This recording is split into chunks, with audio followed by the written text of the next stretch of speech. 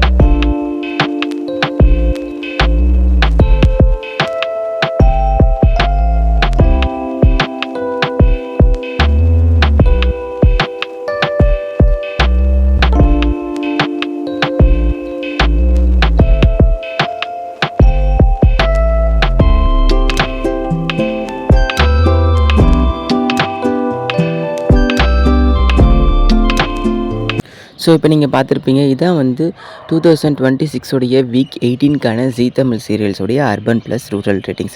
So இந்த சீரியல்ஸில் உங்களுக்கு பிடிச்ச சீரியல் எதுன்றதை மறக்காமல் கமெண்ட் செக்ஷனில் மென்ஷன் பண்ணுறேங்க.